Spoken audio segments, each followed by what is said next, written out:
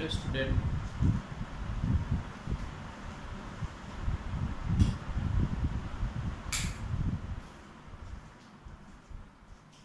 Hello student, आज का topic है, जैसा कि आप देख रहे हैं, सॉलिड स्टेट। सॉलिड स्टेट ये चैप्टर 12th क्लास में इंक्लूड हुआ है। तो इससे पहले जितने लोगों ने सब्सक्राइब नहीं किया चैनल को सब्सक्राइब कर लें और लाइक का बटन भी प्रेस करें, ताकि आपको अभी इस पूरे टॉपिक का सारे नोट्स और प्लस जितना भी इसमें है एक एक करके डिस्कशन होता रहेगा, आपको नोटिफिकेशन मिले। ठीक है, चलिए हम लोग स्टार्ट करते हैं। देखिए सॉलिड क्या होता है आपको पता ही होगा। दो substance which are closely packed, those substance in which the particle are closely packed and held together by strong interparticle forces and they have fixed position, ठीक है, are called solid। ठीक, यानी स्ट्रॉन्ग फोर्स ऑफ अट्रैक्शन हो, fix position हो और closely pack हो, यही क्या होते हैं, सॉलिड होते हैं। क्लियर बात। अब हम बात करते हैं सॉलिड की टाइप क्या होते हैं। बेसिकली इनको क्लासिफाई किया गया crystalline solid and amorphous solid. ठीक है, crystalline solid and amorphous solid, जो कि आपको लिखा हुआ यहाँ पर दिख जाएगा। देखिए क्रिस्टलाइन सॉलिड क्या होते हैं और एमॉर्फस सॉलिड क्या होते हैं, तो हम एक दूसरे को कंपेराइज स्टडी यहाँ पर करेंगे कि ये क्रिस्टलाइन सॉलिड क्या होते हैं और एमॉर्फस सॉलिड क्या होते हैं। तो यहाँ पर देखिए arrangement of particle are regular. यहाँ पर जो पार्टिकल का अरेंजमेंट होता है वो कैसा होता है, रेगुलर होता है। और एमॉर्फस में यहाँ पर इर्रेगुलर होता है, इर्रेगुलर होता है। इसका क्या मतलब हुआ, देखिए इसका मतलब हुआ, जैसे सपोज करिए कि पार्टिकल का अरेंजमेंट है, ये पार्टिकल का अरेंजमेंट है, मैं एक अरेंजमेंट बना रहा हूं, आप ध्यान से देखिएगा। एक ये पार्टिकल का अरेंजमेंट है और एक अरेंजमेंट ऐसा है, नॉन ऐसे कुछ है ना, यानी वहां पर अरेंजमेंट जो पार्टिकल का है वो रेगुलर नहीं है। ठीक है, इर्रेगुलर है, रेगुलर नहीं है, समझ गए। तो जिसमें पार्टिकल सीक्वेंसली जिनका अरेंजमेंट रेगुलर होता है वो क्या होते हैं, आपके क्रिस्टलाइन होते हैं, दूसरे एमॉर्फस होते हैं। और इनकी ये long range, they have long range order, they have long range order, इनका लॉन्ग रेंज ऑर्डर होता है, यानी ये बहुत लंबे तक एक ही ऑर्डर को फॉलो करते हैं। ठीक है, हर एक डायरेक्शन में। और इनका शॉर्ट रेंज ऑर्डर होता है, कैसा होता है, शॉर्ट रेंज ऑर्डर। ठीक है, शॉर्ट रेंज ऑर्डर का मतलब कुछ ही तक ये इनमें सीक्वेंस सिमिलर हो सकता है और यहाँ पर एक लंबा सीक्वेंस होता है। ठीक, दूसरा यहाँ पर अगर हम बात करें, इसको आप पॉइंट आउट कर लीजिएगा। और ये they have sharp melting point, ये इनका जो मेल्टिंग पॉइंट होता है क्या होता है, शार्प मेल्टिंग पॉइंट होता है। और यहां पर ग्रेजुअली soften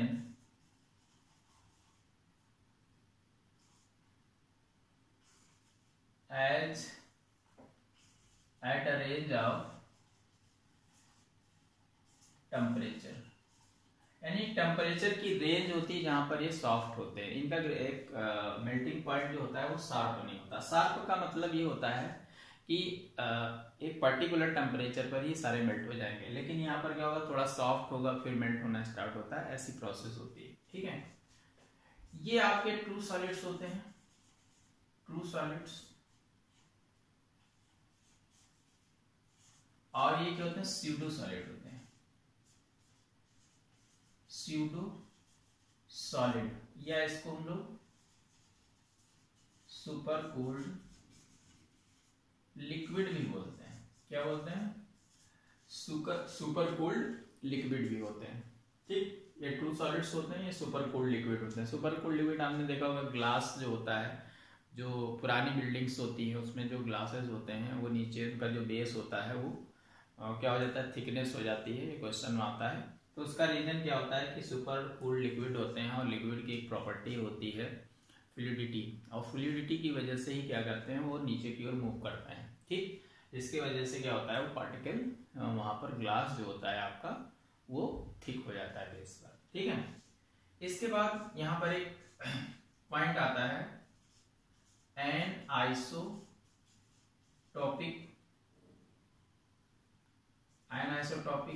और ये कैसे होते हैं? आइसोटॉपिक होते हैं, आइसोटॉपिक होते हैं इन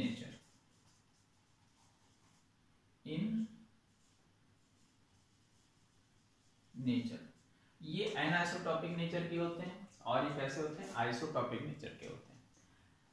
आइसोटॉपिक नेचर का मतलब होता है कि अगर हम किसी भी डायरेक्शन में मूव करें तो जो उसकी फिजिकल प्रॉपर्टीज होती हैं या प्रॉपर्टीज जो होती हैं, जैसे स्ट्रेंथ है, कंडक्टिविटी है ना, ये सारी चीजें क्या होती हैं इसमें हर डायरेक्शन में सेम होती है। हर डायरेक्शन में कैसे होती है? सेम होती है। लेकिन यहाँ पर एनाइसोटॉपिक का मतलब होता है कि जो प्रॉपर्टीज ऑफ द सब्सटेंस या solid are different in different direction, ये कैसे होता है? एनाइसोटॉपिक नेचर होता है। बात क्लियर हो गई? अब यहाँ पर एक ये होता है heat of fusion are sharp या फिक्स्ड।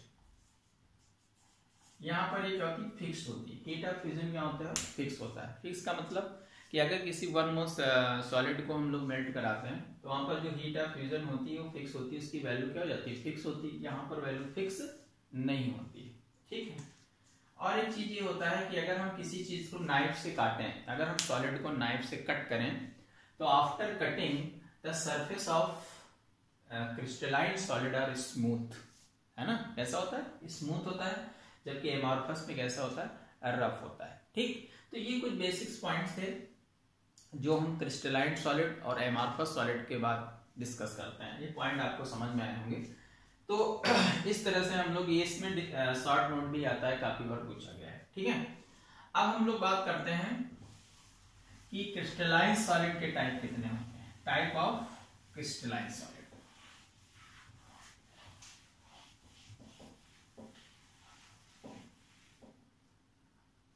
अब हम इसके बाद देखते हैं हम लोग कि टाइप ऑफ क्रिस्टलाइन सॉलिड कितने टाइप के होते हैं। ठीक है, क्रिस्टलाइन सॉलिड,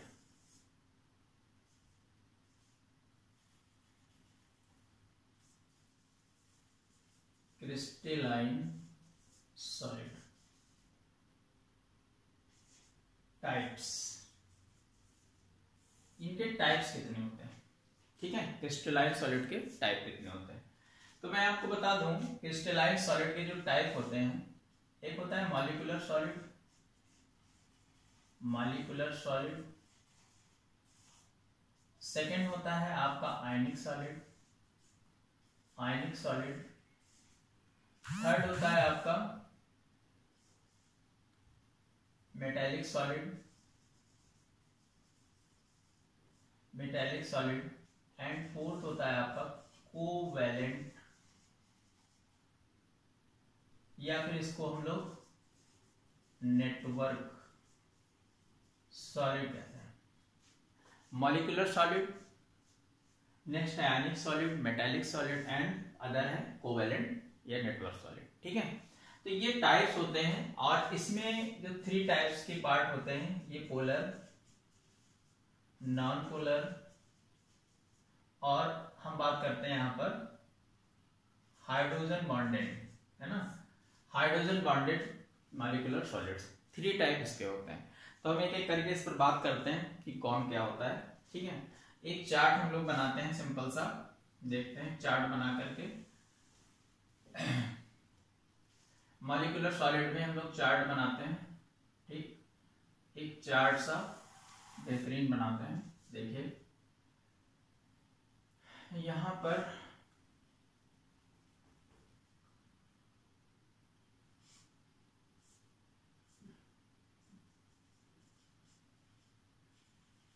मॉलिक्यूलर सॉलिड, ये क्या है? मॉलिक्यूलर सॉलिड है। फिर इसके बाद हम लोग कॉन्स्टिट्यूएंट पार्टिकल कैसे हैं,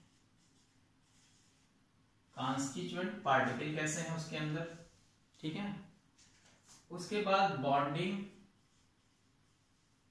बॉन्डिंग कैसी है, या फिर हम लोग कहें कि force of attraction, attractive force कैसे कितना है, या फिर हम क्या कहें अट्रैक्टिव फोर्स कितना है। फिजिकल नेचर कैसा है,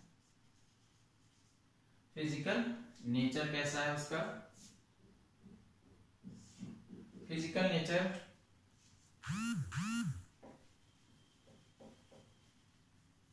उसका कैसा है।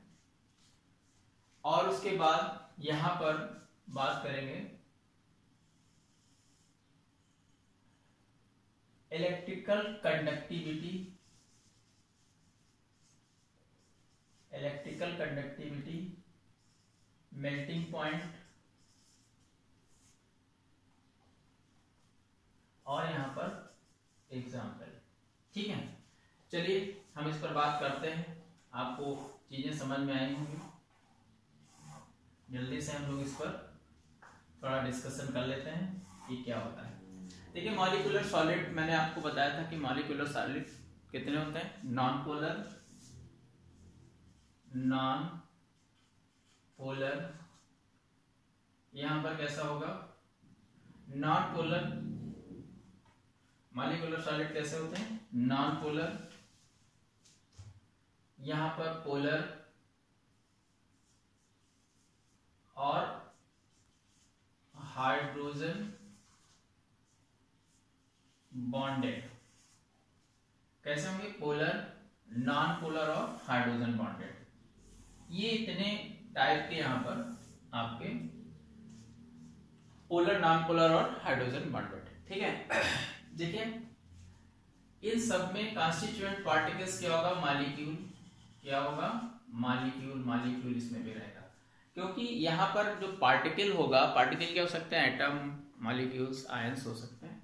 तो मॉलिक्यूलर सॉलिड है, तो मॉलिक्यूलर सॉलिड में जो पार्टिकल्स होंगे कैसे होंगे, मॉलिक्यूलर मॉलिक्यूल्स होंगे और ये सारे होंगे, ठीक है। नोट करिए इसको फटाक से टेबल।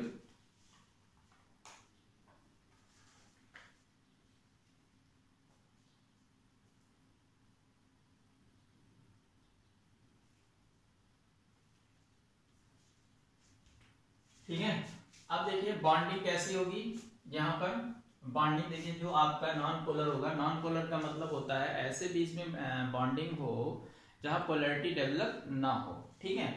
तो सीधी सी बात है, यहाँ पर डिस्पर्सन या फिर लंदन, डिस्पर्सन या लंदन फोर्स यहाँ पर वर्क करता है, ठीक। और जो फिजिकल नेचर होता है, फिजिकल नेचर कैसा होगा, सॉफ्ट होगा,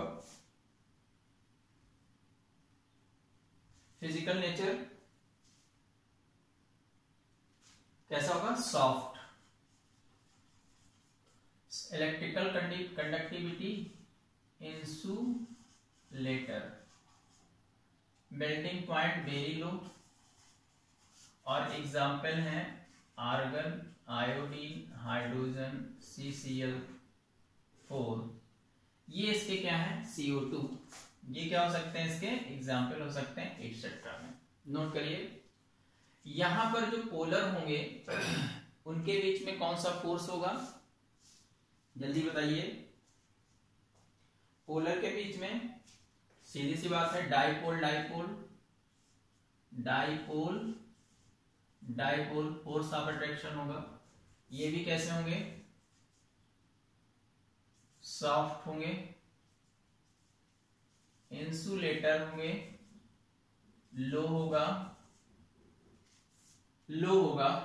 इसमें कौन सा होगा, एग्जाम्पल HCl, और कौन सा एग्जाम्पल हो सकता है SO2।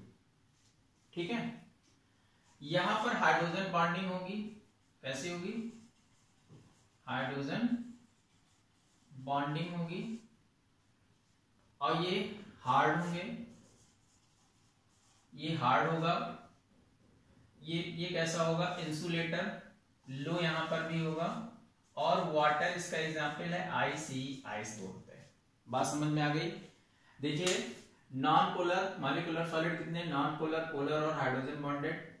यहाँ पर पार्टिकुलर जो पार्टिकल्स होगा वो कैसा होगा, यहाँ पर पार्टिकल कैसा होगा, मॉलिक्यूलर मॉलिक्यूल होगा। डिस्पर्सन फोर्स या London force, non polar molecules के बीच में कौन सा फोर्स ऑफ अट्रैक्शन या बॉन्डिंग होती है, डिस्पर्सन फोर्स। ये आपको गैसेस स्टेट में आगे आएगा, इसका पूरा डिटेल मैं आपको बताऊंगा।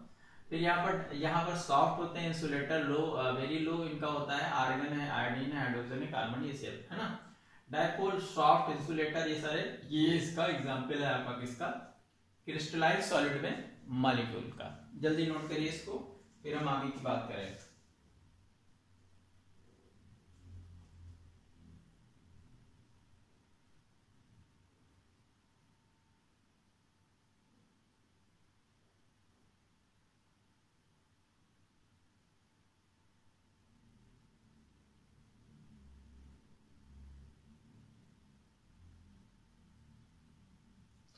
ठीक है, अब हम बात करते हैं यहाँ पर आयनिक सॉलिड की।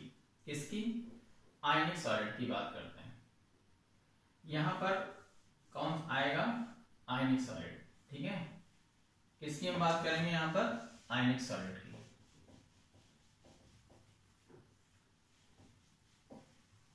अगर हम बात करें यहाँ पर किसकी, आयनिक सॉलिड की।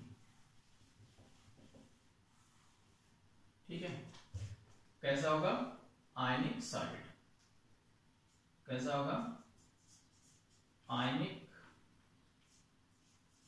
सॉलिड। देखिए आयनिक सॉलिड में क्या होता है, ये सारी चीजें रहेंगी। आयनिक सॉलिड में जो कॉन्स्टिट्यूएंट पार्टिकल्स होते हैं वो क्या होते हैं, आयंस होते हैं।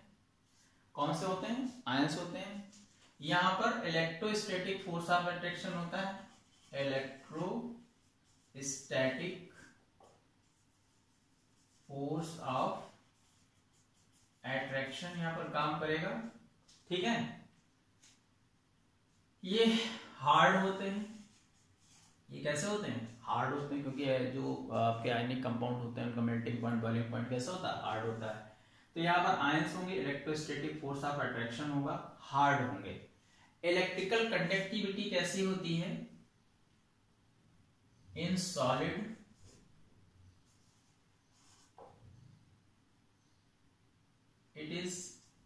it work as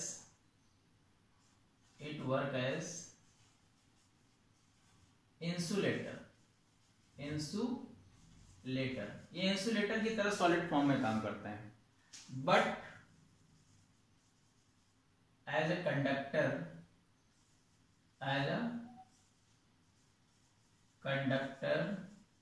in aqueous और मॉल्टन स्टेट। मॉल्टन स्टेट या यानी थोड़ा सा हम पानी मिला दें, जैसे आपका साल्ट है, साल्ट अगर ऐसा होगा मतलब ड्राई होगा, नॉन एक्वस होगा, तो वहां पर वो कैसा इलेक्ट्रिकल कंडक्टिविटी शो नहीं करेगा। अगर उसमें हम लोग क्या ऐड कर दें, वाटर ऐड करने पर क्या हो जाएगा कि वहां पर वो कैसी स्टेज आ जाएगी, उसकी एक्वस आ जाएगी या मॉल्टन स्टेज आएगी, इसलिए वो कैसा वर्क करेगा, एज ए कंडक्टर वर्क करेगा। ठीक है, मेल्टिंग पॉइंट हाई होता है। और एग्जाम्पल आप बताएंगे, जैसे NaCl साल्ट, ठीक है, MgO ZnS भी इसमें आते हैं। ठीक है, तो ये कुछ एग्जाम्पल्स है और आप देख लीजिएगा, लेकिन मेनली यही आपसे एग्जाम्पल पूछे जाते हैं। तो यहाँ पर ये आयनिक सॉलिड होता है, आयंस होते हैं, इलेक्ट्रोस्टैटिक फोर्स ऑफ अट्रैक्शन होता है। यहाँ पर बॉन्डिंग कैसी होती है, इलेक्ट्रोवैलेंट बॉन्डिंग होती है, हार्ड होते हैं। सॉलिड में इंसुलेटर होते हैं, मेल्टिंग पॉइंट हाई होता है, बहुत ज्यादा हार्ड होता है, और वहां पर ये एग्जाम्पल जल्दी नोट करिए। फिर हम बात करते हैं अगले की।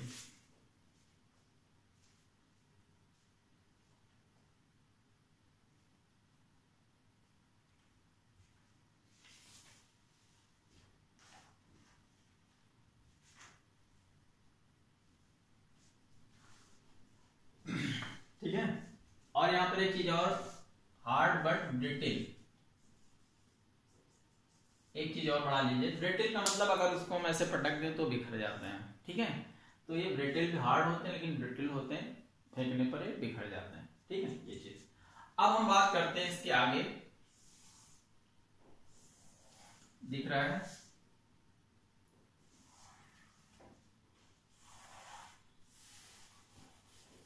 यहां पर हम बात करेंगे आयनिक हो गया, मेटैलिक। मेटैलिक की बात करेंगे, मेटैलिक सॉलिड क्या होता है, ठीक है। तो यहां पर मेटैलिक में कि जो पॉजिटिव आयन ऑफ मेटल्स होते हैं, पॉजिटिव आयन ऑफ मेटल्स वो किसमें वो करते रहते हैं, sea of positive ion are, positive ions in a sea of positive ions in a sea of delocalized electron. Metallic solids में क्या होता है कि जो पॉजिटिव आयन होते हैं वो इलेक्ट्रॉन के ओशियन में क्या करते हैं, फ्लोट करते हैं, उसी को हम लोग बोलते हैं positive ion in a sea of delocalize. का मतलब लोकल इलेक्ट्रॉन ना हो, उसकी कोई पर्टिकुलर पोजीशन ना हो, है ना, उसको लोग डीलोकलाइज बोलते हैं। अब यहाँ पर जो बात आएगी कि यहाँ पर कैसी बॉन्डिंग होगी, मेटालिक बॉन्डिंग होगी, मेटालिक बॉन्डिंग होगी, हार्ड होंगे, बट अब ये क्या हो सकते हैं, डक्टाइल।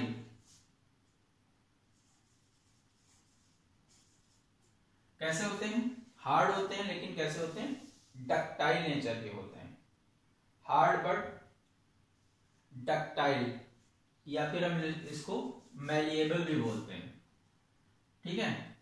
अदर देखते हैं, इलेक्ट्रिकल ये कैसे होते हैं, कंडक्टर होते हैं, कैसे होते हैं, कंडक्टर होते हैं, मेल्टिंग पॉइंट और ये सब क्या होता है, हाई होता है। और आप मेटल में आयरन लिख लीजिए, कॉपर लिख लीजिए, जिंक लिख लीजिए, ये सारे क्या हैं, मेटल्स हैं। कॉपर, आयरन, सिल्वर, गोल्ड, है ना, सिल्वर, गोल्ड, है ना, मैग्नीशियम, ये सारे क्या हैं, ये बात समझ में आ गई ना। मेटेलिक होते हैं, पॉजिटिव आयन डीलोकलाइज इलेक्ट्रॉन सी में रहते हैं, मेटालिक बॉन्डिंग होती है, हार्ड बट ब्रिटिल या डक्टाइल या मैलिएबल होते हैं, कंडक्टर होते हैं, और मेल्टिंग पॉइंट हाई होता है। इसके कुछ एग्जांपल्स हैं। अब इसके बाद हम लोग बात करते हैं किसकी, कोवैलेंट सॉलिड की, किसकी, कोवैलेंट, ये जो इंपॉर्टेंट है, ठीक है। किसकी हम बात कर रहे हैं, कोवैलेंट। देखिए यहां पर है कोवैलेंट सॉलिड। कोवैलेंट सॉलिड क्या होते हैं, देखिए यहां पर जो कॉन्स्टिट्यूएंट पार्टिकल्स होंगे वो कौन कौन से हो सकते हैं, एटम हो सकते हैं, कौन हो सकते हैं, एटम हो सकते हैं, कोवैलेंटली, कोवैलेंट बॉन्ड। यहां पर कैसा बॉन्ड होगा, कोवैलेंट बॉन्ड होगा, ठीक है, नोट करिए फटाफट, कोवैलेंट बॉन्ड होगा,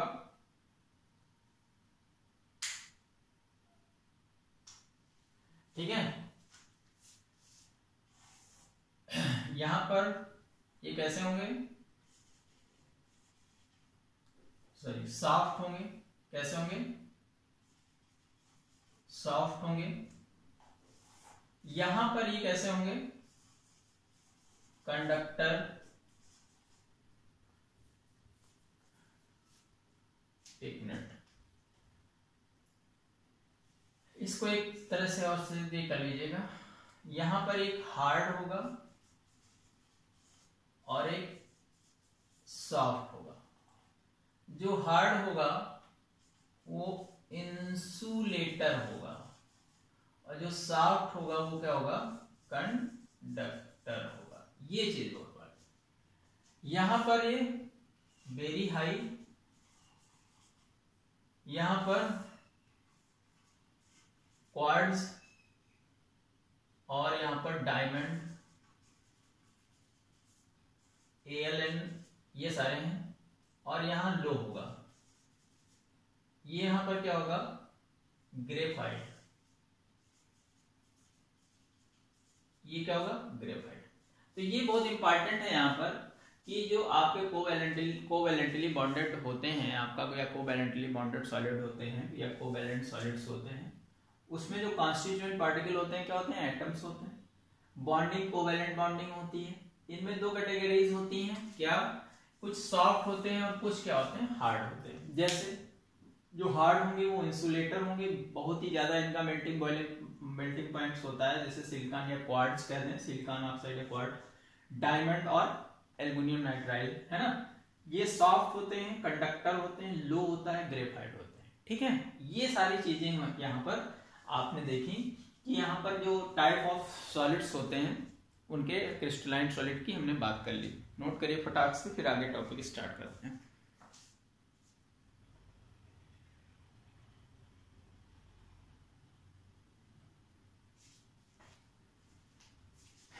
चलिए इसके बाद हम लोग देखिए, इसके बाद हम लोग देखते हैं इसमें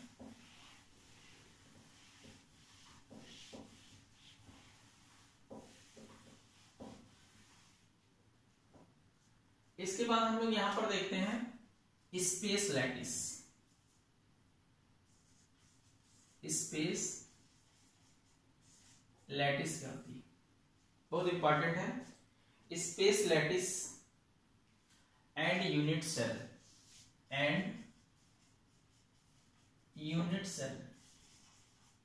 space lattice and unit cell, बहुत इंपॉर्टेंट टॉपिक है space lattice and unit cell. ठीक है, एक मैं स्ट्रक्चर बनाता हूं आपको समझाने के लिए।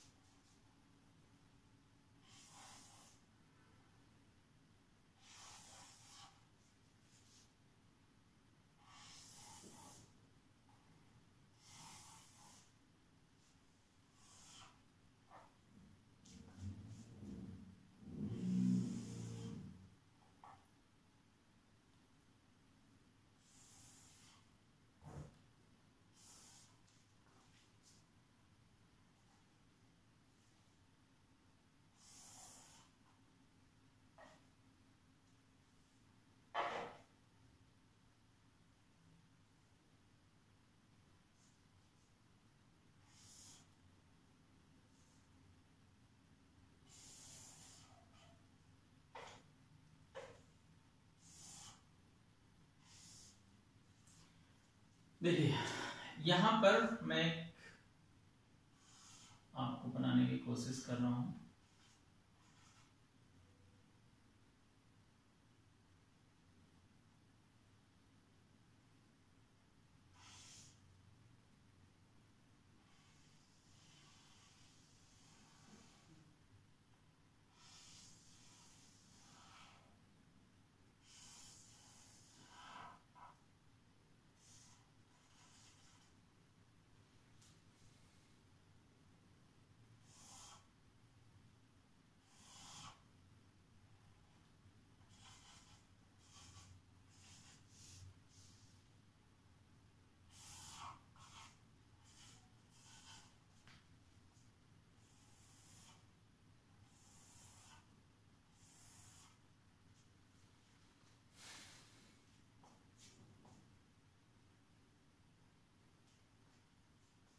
ठीक है, अब देखिए यहां पे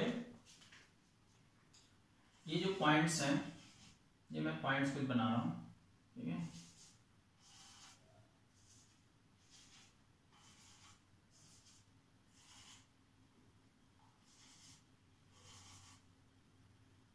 ठीक, अब देखिए यहां पर आपको एक टाइप से ये चीज,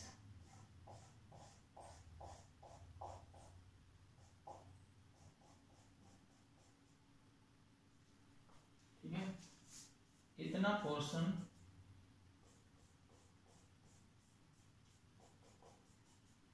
ये आपको लग रहा होगा कि एक अलग सा रखा हुआ, एक ये मैं बना रहा हूं, ये देखिए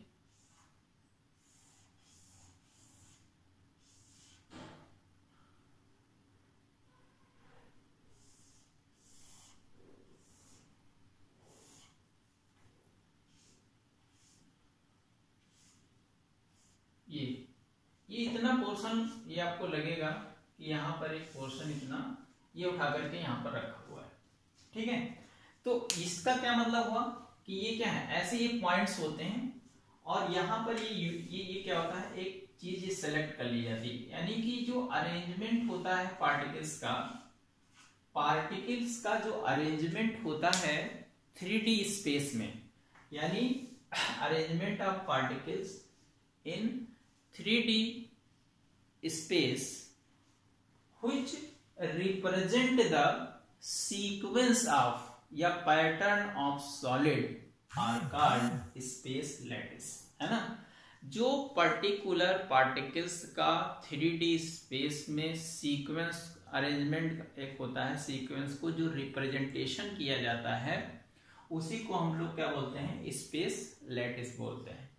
और यूनिट सेल क्या होती है, यूनिट सेल वैसी सेल होती है जो स्पेस लैटिस के अंदर पर्टिकुलर एक पोर्शन को हर डायरेक्शन में कैसे शिफ्ट किया गया है, इसका जो रिप्रेजेंटेशन होता है उसको हम लोग क्या बोलते हैं, यूनिट सेल। बात क्लियर हो गई होगी। तो डिफिनीशन अगर आप लिखना चाहें स्पेस लैटिस की तो आप लिख सकते हैं, लिखिए the arrangement the portion of arrangement of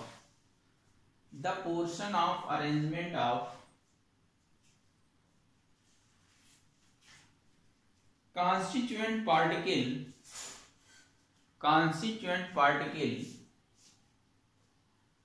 in 3D space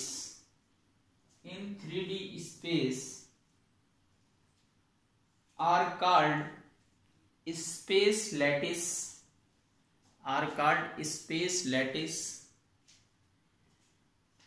in which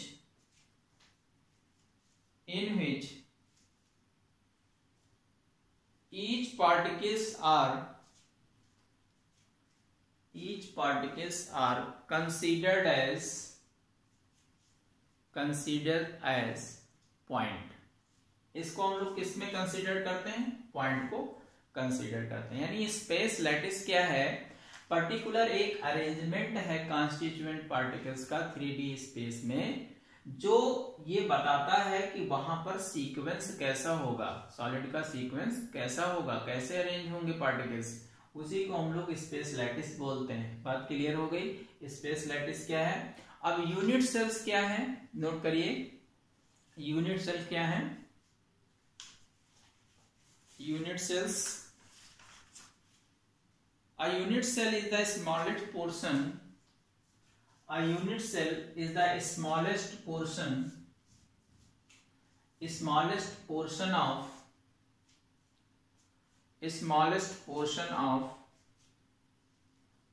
a space lattice.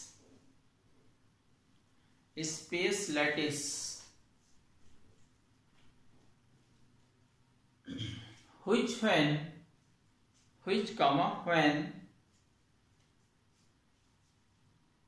repeated in different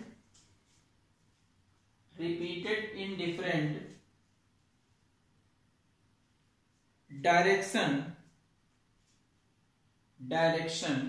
make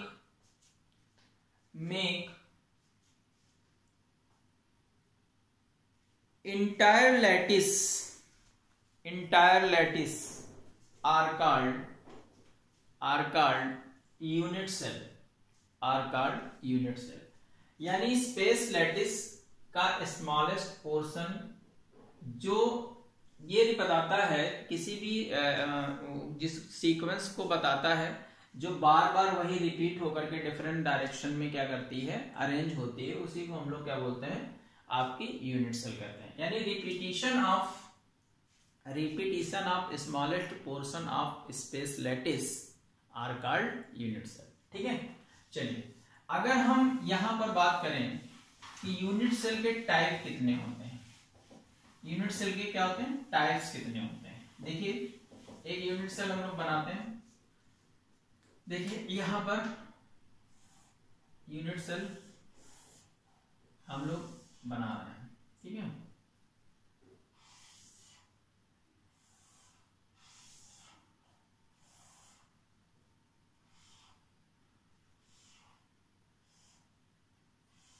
ये क्या है, आपकी यूनिट सेल है, ठीक है। अब यूनिट सेल जो टाइप होते हैं वो 4 टाइप की यूनिट सेल्स होती हैं। कितने टाइप की यूनिट सेल्स होती हैं, 4 टाइप की यूनिट सेल्स आर 4 टाइप। कौन सा, सिंपल यूनिट सेल, सेकंड है आपका बॉडी सेंटर यूनिट सेल,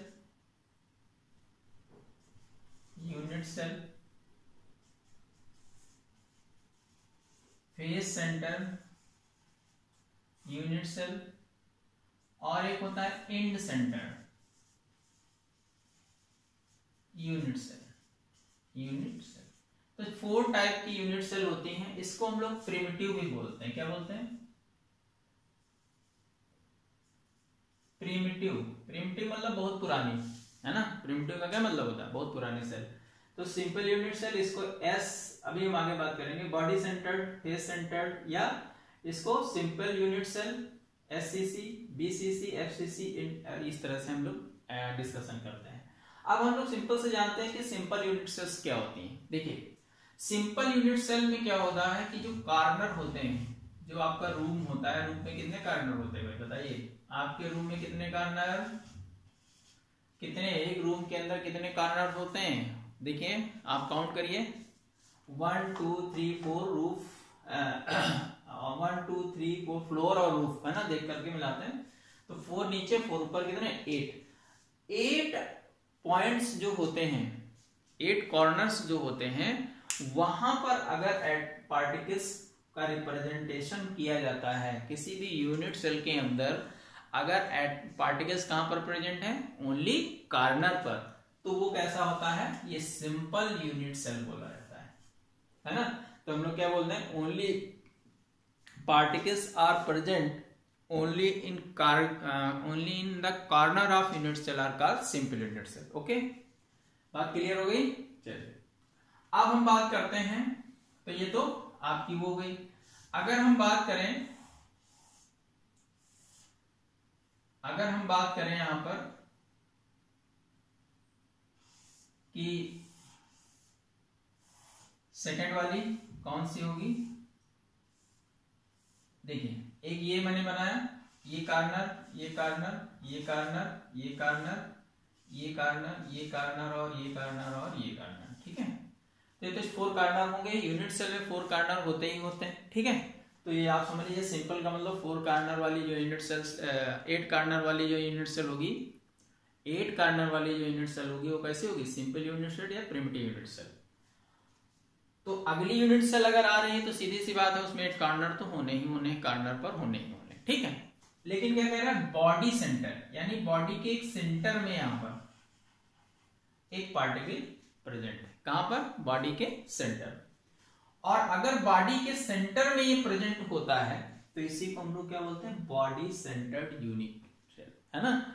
तो हम लोग क्या बोलेंगे, a unit cell in which 8 particles are present in the corner and one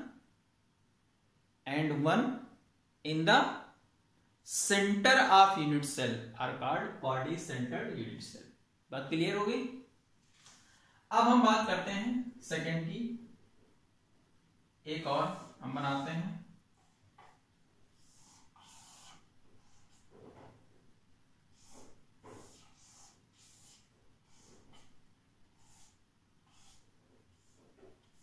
एक ही, ठीक है। यहां पर क्या है, कार्नर पर तो होंगे ही होंगे, कार्नर पे सारे फाइनल है। फेस कितने होते हैं, अच्छा दीवारें कितनी होती? 1 2 3 4 5 एंड 6 है ना। कितने फेसेस होते हैं? 6 फेसेस। और 6 फेसेस पर भी वो क्या हो? प्रेजेंट हो। कहां पर? 6 फेसेस। 6 फेसेस पर अगर वो प्रेजेंट है तो उसको हम लोग क्या बोलते हैं? Face centered. ये क्या होगा? Simple unit cell, simple unit cell, body centered unit cell, है ना। या इसको सिंपल SCC भी बोलते हैं, इसको BCC भी बोलते हैं, इसको FCC भी बोलते हैं। आगे चल के अगर क्यूबिक फॉर्म में आएगी, सारी लेंथ बराबर है, तो FCC BCC ये बोलते हैं, ठीक है। बाकी ये सिंपल यूनिट सेल है वो, है ना। तो यहां पर ऐसे ना लिख करके आप थोड़ा सा इसको ऐसे लिखिए 1 2 एंड 3, ठीक है। तो ये फेस सेंटर्ड आपकी क्या हो गई? फेस सेंटर्ड यूनिट सेल होगी। अब अगली बात हम करते हैं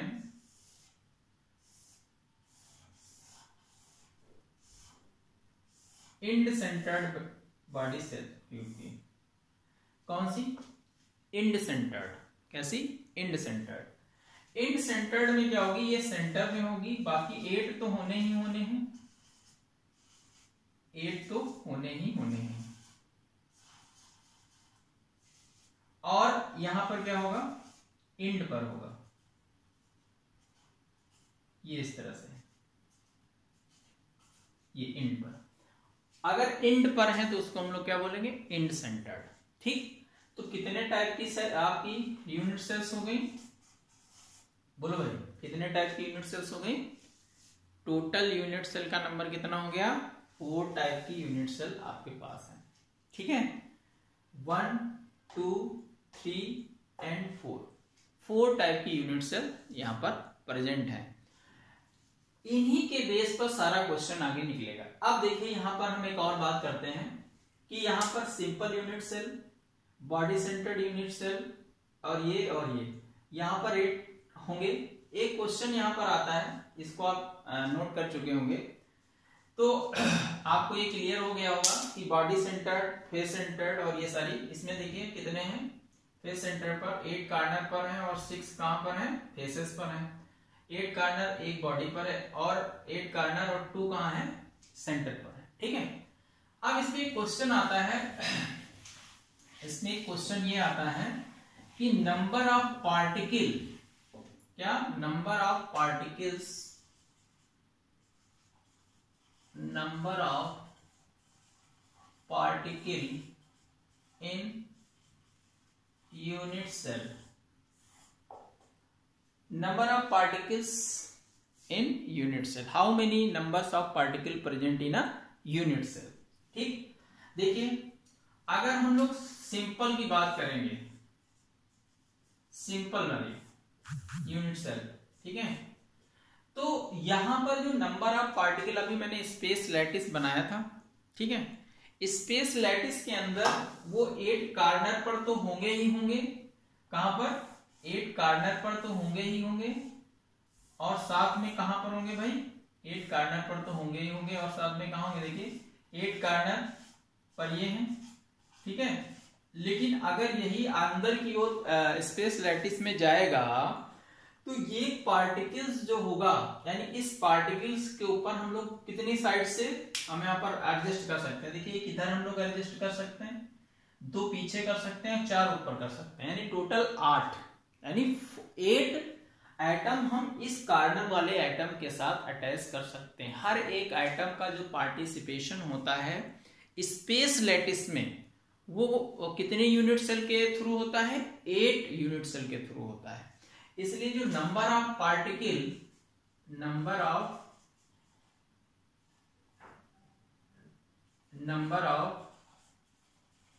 पार्टिकल पर यूनिट सेल किसमें? SCC में कितना होगा? कितना होगा भाई? 1/8 इंटू 8, कितना हो जाएगा? 1। ये बहुत इंपॉर्टेंट है, इसको आप समझिएगा। Number of particle in SCC कितने होंगे? टोटल 1 का, ठीक है, टोटल नंबर ऑफ पार्टिकल। अब हम बात करते हैं body centered unit cell BCC है ना।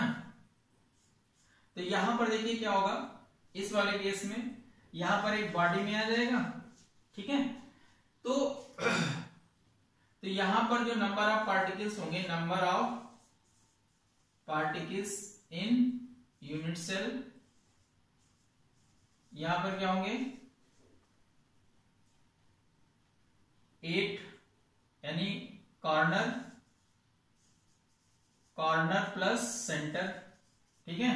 कॉर्नर पर कितने, सेंटर पर, तो कॉर्नर कितने होंगे 1/8 इंटू 8, और सेंटर वाला अकेला चारों तरफ से, इसको कोई शेयरिंग तो कर नहीं सकता, तो ये क्या होगा सेंटर में होगा। तो इसका पूरा इसका जो मतलब ऑक्यूपेशन होगा वो यूनिट सेल में ही पूरा वो क्या हो जाएगा, वो शेयरिंग नहीं करेगा, तो पूरा यूज कहाँ हो जाएगा, यूनिट सेल में यूज हो जाएगा, ठीक है। तो यहाँ पर कितना आ जाएगा 1 + 1 कितने आ जाएंगे 2। तो यहाँ पर ये न्यूमेरिकल लगाने में भी आपको बहुत काम आने वाला है। अभी न्यूमेरिकल हम डेंसिटी निकालेंगे, उस पर इसका बहुत यूज है, आप बहुत ध्यान से देखिएगा। BCC के अकॉर्डिंग कितने आएंगे, total number of particles in unit cell. BCC unit cell में टोटल नंबर ऑफ पार्टिकल्स कितने होंगे 2 होंगे। फिर थर्ड की बात करते हैं, FCC, total number of particle in FCC कितना होगा, देखिए कॉर्नर पर प्लस फेस पर, कहां पर, फेस पर। तो फेस पर अगर होंगे तो देखिए फेस पर ये एक और एक ये कितने हो गए 1 2 3 4 5 6 हो गए, कितने हो गए 6। अब ये जो फेस वाला है, जैसे मान लीजिए यहाँ पर ये हमारा एक फेस होता है, ये हमारा एक फेस होता है, तो ये अगर इधर की ओर एक बॉल निकली होती तो हाफ बॉल अंदर होती, हाफ बॉल कहाँ होती, बाहर होती, तो यानी 1/2 यहां पर पार्टिसिपेशन होगा। तो यहां पर कैसे हो जाएगा 1/8 इंटू 8 और प्लस 1/2 इंटू कितना भाई 6 है ना, कितने 1 2 3 4 6 है, तो ये 3 हो जाएगा, ये तो 1 हो जाएगा, ये तो कितना जाएगा 1 + 3 = कितना जाएगा 4। तो यहां पर जो टोटल नंबर ऑफ पार्टिकल्स होंगे इन FCC में कितने होंगे 4 होंगे। और अगर हम बात कर लें इंड सेंटर्ड की बात करें, तो टोटल नंबर ऑफ पार्टिकल्स यहाँ पर इंड सेंटर में कितने हो जाएंगे 1/8 इंटू 8 प्लस, अब देखिए ये हाफ हो जाएंगे 1/2 इंटू 2, तो कितना हो जाएगा 1, तो कितना हो जाएगा 1 + 1 = 2, तो 2 4 ये और ये। तो टोटल नंबर ऑफ पार्टिकल्स बहुत इंपॉर्टेंट है, ये कैलकुलेट करने के लिए भी आता है, याद रखिएगा चाहे रख लीजिए, लेकिन अगर कैलकुलेशन निकालने के लिए आएगा तो आपको करना पड़ेगा, ठीक है। तो सिंपल यूनिट सेल में 1, यहाँ पर 2, यहाँ 4, यहाँ पर 2, ठीक है। ओके, जल्दी से नोट करिए। अब यहाँ पर देखिए ये तो एंड हो गया, और ये बहुत इंटरेस्टिंग टॉपिक था, इतना आप पढ़ लीजिएगा, काफी लंबा वीडियो मैंने बना दिया, ठीक है। और ये अभी अब ये चैप्टर लगातार चलेगा, इसके बाद हम लोग बहुत सारे क्रिस्टल सिस्टम को समझेंगे, इसमें बहुत सारे इंपॉर्टेंट क्वेश्चंस हैं, आपका डेंसिटी है और अदर भी बहुत सारे इसमें टॉपिक्स हैं अच्छे, उस पर ये भी लगातार वीडियो आएंगे। तो आप चैनल को लाइक और सब्सक्राइब कर लीजिए, बेल आइकन दबाया, अगर आपने किया नहीं है, सब्सक्राइब नहीं किया तो आप जरूर करिए, ठीक है। Okay, thank you.